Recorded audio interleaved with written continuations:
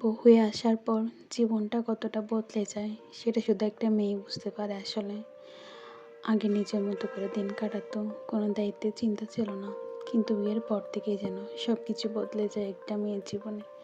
নতুন ঘর, নতুন মানুষ, নতুন নিয়ম, সব কিছুর সাথে মানিয়ে নিতে হয়। প্রথম প্রথম খুব ভয় লাগতো, কিছু ভুল করে ফেলবো কিনা। তো আজকে আপনার কেমন আছেন সবাই? আল্লাহর রহমতে সবাই ভালো আছেন। আমিও আল্লাহর অশেষ রহমতে ভালো আছি। মনিস ডেইলি লাইফ থেকে আমি মনি, কাছে একটু দূরে সবার সুস্বাস্থ্য কামনায় আমি আরেকটি ব্লগ শেয়ার করতে যাচ্ছি আপনাদের সাথে। ভিডিওর শুরুতে সবাইকে অনুরোধ করব আরও একটিবার আপনারা প্লিজ সবাই আমার চ্যানেলটা একটু সাবস্ক্রাইব করে দিন।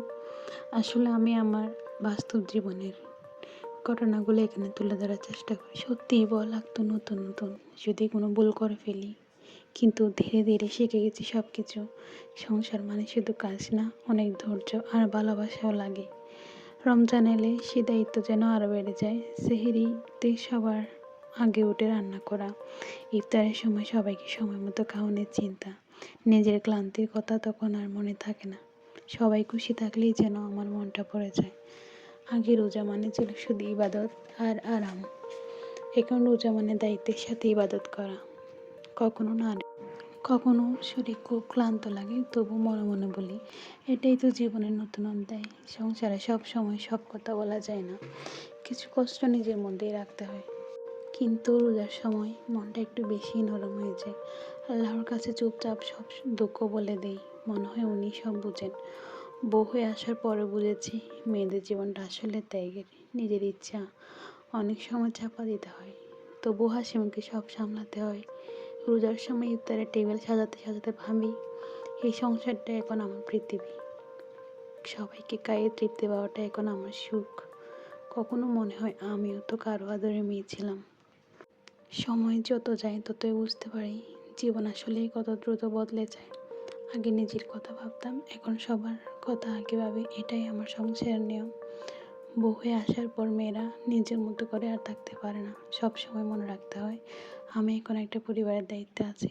রমজানের দিনগুলোতে সেই দায়িত্ব আরও বেশি অনুভব করি, কারণ সেহরির জন্য ঘুম ভাঙে খুব ভোরে।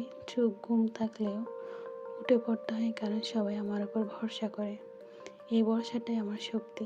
ইফতারের সময় সবার মুখে হাসি দেখলে মনটা ভরে যায়। তখন আমি নিজের ক্লান্তির কথা মনে থাকে না, মনে হয় এত কষ্ট করাটাই সার্থক। তবু কখনো কখনো মনটা খুব চুপচাপ হয়ে যায়, মনে পড়ে যায় আগের দিনগুলো যখন মা নিজ হাতে ইফতার সাজিয়ে দিতেন, আমি শুধু বসে খেতাম, কোনো চিন্তা ছিল না। আজ আমি সেই জায়গায় দাঁড়িয়ে গেছি। বউ হয়ে আসার পর বুঝেছি জীবনের দায়িত্বই সবচেয়ে বড় পরিবর্তন। মেয়েদের জীবনটা যেন এক অদ্ভুত লড়াইয়ের শুরু। সবাইকে খুশি রাখতে গিয়ে নিজের মনটা চুপ হয়ে যায়। রোজার সময় সেই চুপ থাকার মনটা আল্লাহর কাছে খুলে দিই, চোখ বন্ধ করে দোয়া করি যেন আমাকে ধৈর্য দেন, যেন এই সংসারে শান্তি রাখেন। কখনো মনে হয় আমার এই চুপ থাকা, এই সহ্য করা একদিন নিশ্চয়ই কেউ বুঝবে।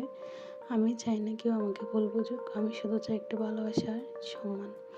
কারণ ভালোবাসা থাকলে সব কষ্টই সহজ লাগে।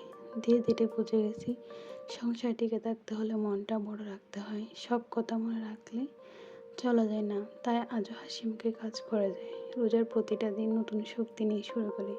নিজেকে বলি এটাই আমার জীবন, এটাই আমার দায়িত্ব, আর এই দায়িত্বের মাঝে একদিন আমি শান্তি খুঁজে পাবো। ভিডিওর শেষে আমি আরও একবার অনুরোধ করবো সবাই প্লিজ আমার চ্যানেলটা একটু সাবস্ক্রাইব করে দেবেন। আসসালামু আলাইকুম সবাইকে। আজকের ব্লগে এটুকুই, সবাই আমার জন্য দোয়া করবেন।